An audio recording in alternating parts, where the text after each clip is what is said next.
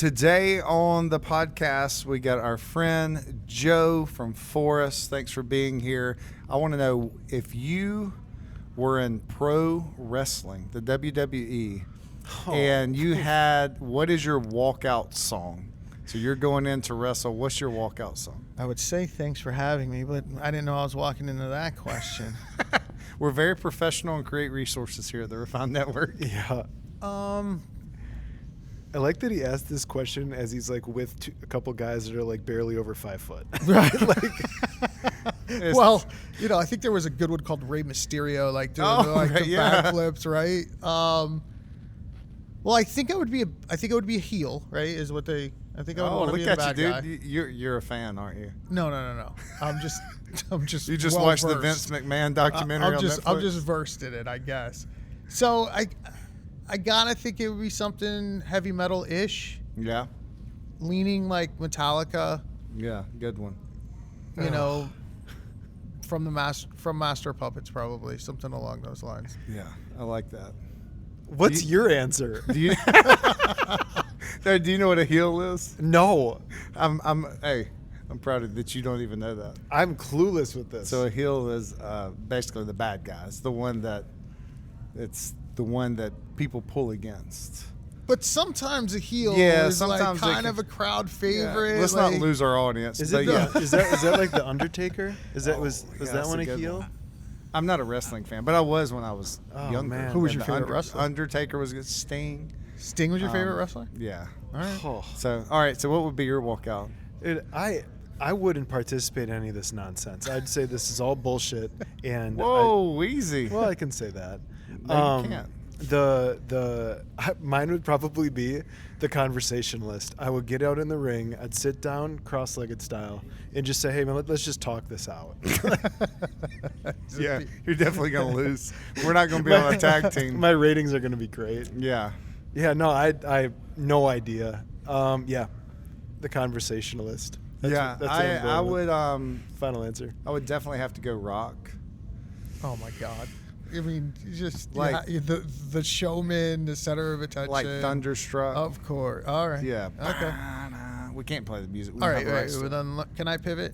Yeah. And ask a question back? Oh, since I did rock, now you're like, I want to change. I'm gonna do paper. No, I'm gonna ask a question to Christopher. So, since we don't have your walkout song, what's one album you can listen to on my walkout top song? to bottom? No skips. Album top to bottom, no skips. Oh, easy. There you go. Stephen Wilson Jr. Oh, that is a good one. Have you heard that album? I have. Oh, I have. He's a banger, man. He's so good. Let's jump into the topic.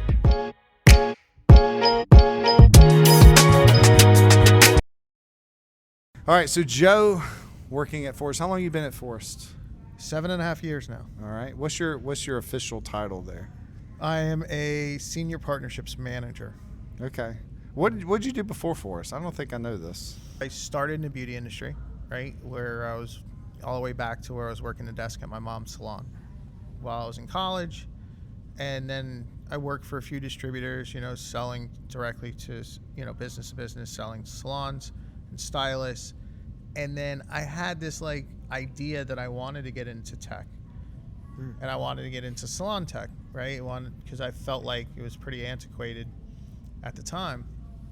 And somebody gave me great advice and said, selling technology is different than selling products and brands, right? It's not as relational. So you have to learn how to sell tech and learn how the consultative process works. And so I got completely out of beauty and I actually went to work for a company called Citrix in Raleigh.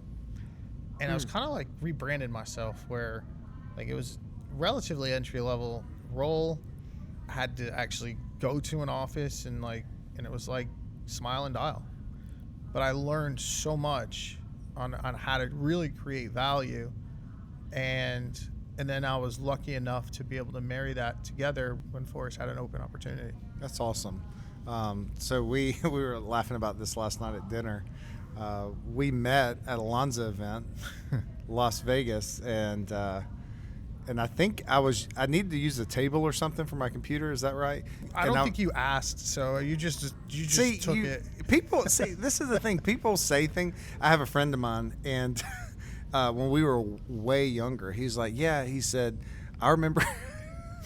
He said, I remember when he would play guitar and sing. I remember you telling me I just need to stick the guitar and not sing. I was like, dude, I did not say that. He's like, I do. Like, it cut deep. I was like, I'm so sorry. Like, I look back, I'm like, my intentions, I don't know. I hope my intentions are pure with that, but that was a tough one. So maybe I asked. I don't know. Maybe you didn't hear it. Look at that recovery on that one. He's going At one point, you said I put my feet up. I don't think that was real. I think I've been known to maybe embellish a story or two. Yeah, but like like so, it was like backtrack a little bit. Like going into the Lonza event, I'd heard about Silver Salon, and I've heard about this Evan Silver guy, and he's doing a lot of great things. But I never met him, never met you, didn't even know what you looked like. And we got to the booth that morning, and I look at one of my colleagues. I'm like, "Who's that?" And he's like, "I think his name is Evan." And from then on, it was just like, the business, the friendship, just spawned from there, and we just kept growing. Yeah, and you believed in me from day one. Believed in the Refine Network, and glad to have you on the podcast. We would love to pick your brain on. Like, what are some of the stats you're seeing in Phorest? What are some of the trends Phorest is getting? Because they're getting a lot of information. So what, from where you sit, where do you see the salon industry headed? What's next? It's a really interesting question because,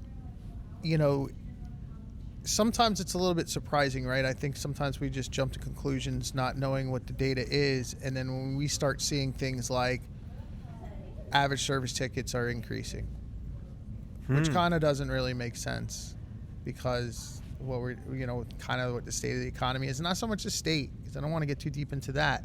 I think it's just more people like with their eyeballs open. But at the end of the day, people are still paying for fabulous, right? And going to these great experiences. So we're seeing average service tickets go up. We are seeing the better salons, it sounds like a plug, but it's true, rely a little bit more on technology, right? Where it's not just your booking system to book appointments and cash out clients, right? Like, how are you letting technology work for you? And, I'll promote my friends at Vish. I'll give them a plug, right? Like, are you able to really monitor your color usage? Are you able to charge that back to your guests? Is that working directly with your POS system? Right, but I think my favorite thing that's been trending a little bit is staff goals and understanding how to leverage staff goals. And so many times I walk into the best of the best salons, and we got a board up in the break room, right? And people keeping track, which is cool because we like that interactive and gamifying it. But probably my favorite feature in Phorest is the goal setting feature, and able to track their real-time metrics. And I think the most profound stat that I've heard lately is like when the stylist sets their own goals, they're 20% higher than if the owner sets the goals for them. Mm-hmm. Oh, yeah, I believe that. I mean, we've talked about it on this podcast as we do 1, 3, 5 year goals for personal, professional, and financial. I'm doing it in our growth coaching with our salons now. It's like, hey, I can't coach you to where you want to go unless I see where you want to go. Right. And it's very interesting. Even salon owners, they're like, I haven't really thought about this because they're so in the weeds. And yeah, the goal part on the app, that's what the staff know. They set them in their one-on-ones, and they know exactly. They'll come in, they're like, I was over my goal by $3. Yeah. Mm-hmm. It's like, wow, it's great that they know that. And we send them like little notifications, unicorns, or reminders if they're trailing behind. Sell one more product. I didn't even know that. Because I don't have goal. I don't set goals through Phorest. For yourself. Yeah, for myself. Right, so that's cool. So it sends notifications. It does. What are the conversations the things that are on your roadmap, the things that you're bringing into the industry, what are those things in the future going to encourage in conversations in the salon and salon teams, whether from leader to stylist, things of that nature? What we like to do, and one of my strategies when I talk to any level of salon is trying to open up that conversation and having a demo. And I think sometimes when people, assume that we want to demo them because we want to sell them, right? But I tell people all the time, a lot of times the no's are just as valuable as the yeses. Because what happens is we're able to cluster those no's. And if there's a trend or a feature set problem that we're not winning, right? And winning is not just getting somebody's business. It's making sure that we're the right fit for That's them. so good. Early on, I was, I think, the second employee in North America. I'd be emailing product and slacking with them or whatever, and like, we need this and we need that. And they're like, why? Because 2 people said so? And now we've evolved into, okay, here's a set of salons that have demoed. They're not converting because of feature X. Well, then we need to build feature X, right? And I would say one of the trends and one of the high topics of conversation is obviously AI, right? But it's a slippery slope in our space, because a lot of times it's, do they want the experience? Do they want that greeting at the front desk? Do they want everything done automated? Do they want those different touch points along the way to have a conversation with the front desk, have a conversation with their stylist? So I think that the jury's still out on where we're going to land with AI. I know that there's a soft rollout coming with some really, really cool tools there. But yeah, it's just really uncovering of how, it's almost like how you guys move and where the industry is moving, we become reactive. Right? It's that Italian blood, reactive, right? Yeah. So It's so funny because you said it and I was like, I think you're actually like predictably responsive. Of course, he's got to go high level. Yeah. Right. Yeah. All right, hey, shameless plug. We want to continue to serve. Check out the App Store, type in The Refined Network. It's available both on Apple and Android. Here's the thing, it's a way that we can continue to serve you. All of our podcasts, all of our digital resources, and our community is there. Here's the thing, we believe that we're better together. Back to the episode. There's salons that we've had to turn down because it hasn't been the right fit, which is just mind-blowing. But we're just like, hey, this is the path we need to take, and like your path is going somewhere else. So for us to have the right salon, what is the salon that Phorest would say, yes, this would be a great partnership? The salon just comes and says, what's your price and show me your appointment calendar. It's probably not going to be a fit, because at the end of the day, there's so many, the software space, there's so many different levels of how we can serve the salons. Well, if that's the only thing they're worried about, there's other competitors that's going to beat you at that, because they're going to have lower price and the screen. I mean, anybody can make a good looking screen, right? Dude, so think yeah, so. that's the two things. But I love that the marketing part of Phorest. My wife and I went to a conference last year, and they said, you've been focused on revenue and sales, and you need to be focusing on marketing, number one. And that's what we focused on. And we saw last year just blow up using the ads manager with Phorest. Do you know off the top of your head how many salons actually use the ads manager who have Phorest? Off the top of my head, no. But what would you guess? Are there more people using it? So we talking about North America or globally? Let's do North America. Okay, fair. Good. So I think that's going to be an easier one for me to calculate. So right now we're shade under 3,000 businesses in North America and 12,000 globally. I think we're just over 12,000. Probably about, I would say 20% are using Ads Manager, right? Because it's really not for everyone. If you're owner operator, you don't have the time, but once you start kind of delegating a little bit more, maybe taking, themselves off of the floor a day and dedicate to marketing and really try to maximize the ROI within the salon, then that's something that they can kind of graduate into. So we're continuously seeing that uptick and using that feature.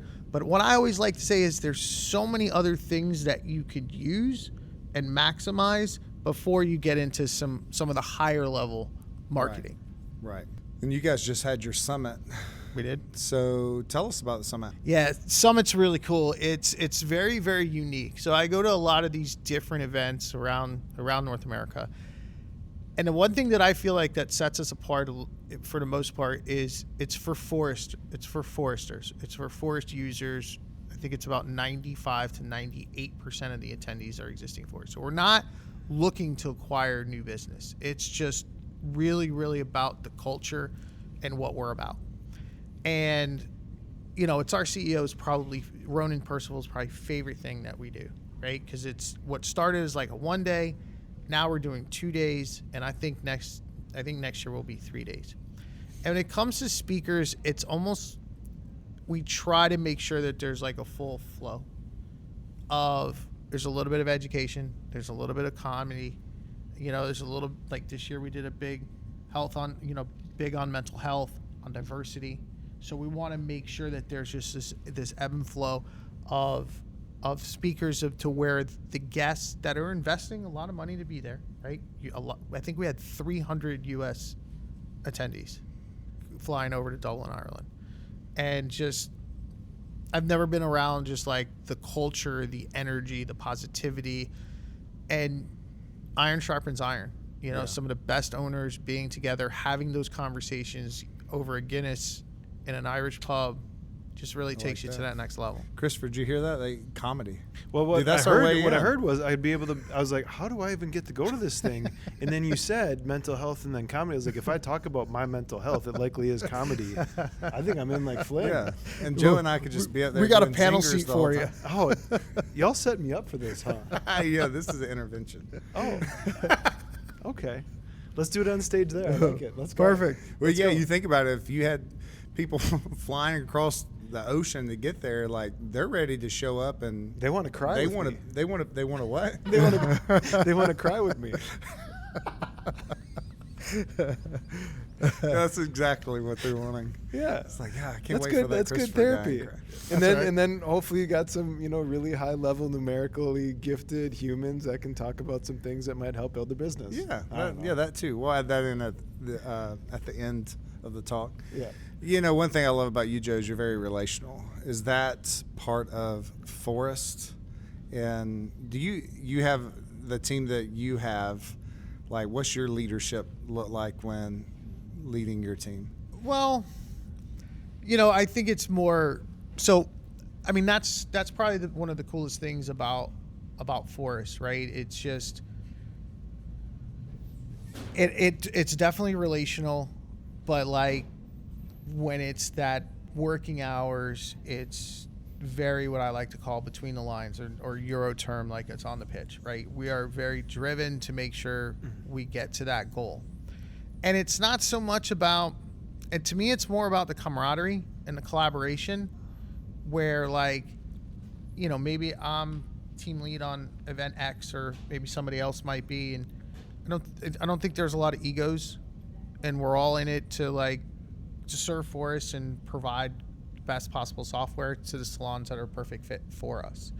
But honestly, I think the most important thing is just really like matching people up to the environment and like who's gonna really blend in well with this network of people, right? And I mean, perfect example in the South, right? Like the Southern culture is a different ballgame.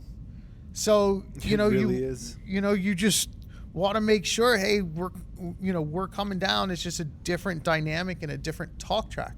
So we will actually prep on what that personality type might be from the salon owner in that environment. I think it's just more like just collaboration and how we, but at the same time, we don't want to make it about us. We want to make it about the attendees and making sure that they're getting the best service possible, whether it's Refined Network, whether it's Phorest, whether it's other POS systems for that matter, because we need to continue to scale and grow this industry. What's one of the biggest struggles you see when you're you're doing demos with the salon, like what's some of their biggest needs? Biggest or why do needs? you see them switching?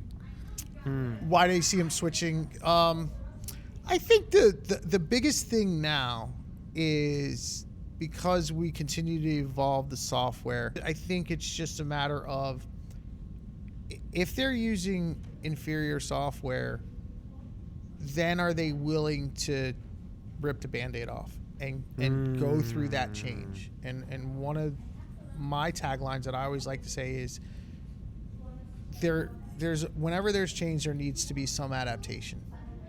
And so I think it's about being open to it. If they're open to that change, knowing there's going to be a little bit of turbulence along the way, whether it's just, a different way to do the same thing. Right.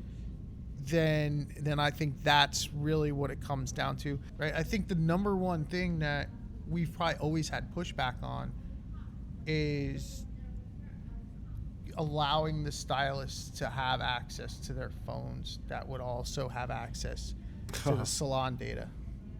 Yes. But I think it's just it's understandable. They want to be protective, but at the same time, yes. But also stop controlling people's ability to make money. The amount it's one of the policies that show me that policy, I can guarantee that you have a retention issue. Likely both on the side of it staff wise and also on client. Because I think if you're trying to micromanage that level of it, right. When you understand the phone, sure, could you say that it hurts productivity? I think based on the individual and based on what they're going through in life, right? If I see someone that's massively on their phone and not using it professionally, my curiosity goes to, gosh, do you have a boundary issue there? Where you feel like you have to use this and reply in the speed, but think of it in the way of all of the great ways that it can serve the service professional, right? There was a salon recently I talked to, I was like, okay, so let me get this straight. You're going through a consultation with someone, and you being able to have a curated digital space, which would be your social media, that you can show them the work that you've done. Please help me understand how that would hurt the consultation. And it's in these situations like that. And then on the other side of it, one, being able to look into the formula right at the station. And instead of then what? You got to walk 15 steps to a computer and then disrupt something that's going on there. Just thinking of these things, but yes, encouraging these practices of hey, use tech to your advantage. The phone is never going to go away. The things that we're doing with it, and it's only going to get better. It's only going to get more intuitive, right? You said that if they switch to Phorest, they will have no issues switching software. That's everything. a big statement. Oh yeah, you set them up on that one. Funny. You were. No, I always tell people, I'm like, look, you got to look at the long term, because 6 weeks you're going to throw your company into a whirlwind. I will say this. I think there's one thing that I feel like is the constant that we see the easiest success is when the team buys it. Yes. Right? Yes. So, yes, it's your name on the door. It's your decision. But looping in the salon manager, salon coordinator, or, even, the artistic educator, within the salon, to have them take a look. Because a lot of times they're fine. They'll support whatever decision. Yeah, on their end, it's usually they just want to be schedule. asked. It's the schedule. That's it. Yeah. Or they just want to be asked. Communication will clear that. Gosh, you're so right. Just recently, we the way that our payroll processing works, my main thing with my financial fiduciary responsibility to my team is I will take care of everything in the sense that you get audited. Everything has been done correctly on your payroll. Anything that is digital tracking, everything will be done, right? So our payroll company started to calculate 401k contributions with cash tips. I was like, hey, y'all, so we already see 3.5% on the cash tip, and the cash just flows through the company. So we're literally losing money already as it is, and then we do 3% match on that, right? So now we're at 6.5%. That's not a cash flowable situation, right? And it was going to the team and saying like, hey, the software allows us to surcharge. Is the like to you as the artist, is the surcharge more important than your retirement contribution changing? And they made the decision. And the decision was to surcharge. So like I think in some of these ways, like if you illustrate like, hey, this is our pain point, this is what the software can do for us, to get there though we're likely going to have a conversation. Now in the space of switching, it's a monster, right? But there's a reason that you've onboarded so many people in the same way for us. Every single client that we bring through one of our processes, we're going through and saying, okay, how do we make it better next time? How do we make it smoother, right? So when you think about like, yes, it is a huge undertaking, but when the work is done, the experience that you're going to be able to have, because you don't have these data issues and these point of sale issues and these tech issues and these online booking issues and these marketing issues. But it's where though, you have to look at it like choose your hard, right? Having not great tech sucks, right? Yeah. What is the pain to get to great tech? If that's a couple weeks to a month, I think it's worth it. Yeah, well said. I mean, absolutely. I think that, like we were saying, having the team involved, a lot of times just ask and they're like, we'll support you with whatever. Yeah. They just like to be asked. And yeah, there's a process, and we're consistently trying to refine, pun intended. Bada bing. There you go. Our onboarding process, right? Whether it's dedicating, depending on the size of the salon, to certain onboarding specialists, making sure that, they have a different experience during adoption, and then when do they truly graduate from the salon. And right now, it's taken about 8 to 10 weeks to get a salon fully ready to start using the software, because we just don't want, I always say, there's a line I'd always say when I was on sales, is like, we're not going through a drive-through, right? It's a process, and we have to set follow-up calls to make sure that you're ready, because we do work in a relatively emotional and sometimes could be impulsive industry. And so we got to make sure that they truly are ready to make that critical decision. Yeah, we're doing a color correction, not a haircut. This is going to be a process. Yeah, so that's right. Yeah. So, well, hey, Joe, like I said, I got nothing but love for you and like you believing in us. And thank you for coming on the podcast. It was great. I love the relational piece from you from Phorest. It's a game changer, and so love having it in our salon. And anytime we need help, you guys are there to help us. How, if someone's watching this, how can they get a demo set up? There's a request for a demo on our website. One of the things, they can go to Refine Network website as well, and there'll be a QR code that they can scan. Yeah. And we'll make sure that they get the right experience, understanding that they're coming within your channel, coming through your channel. Just to hijack the conversation for a second and plug you guys.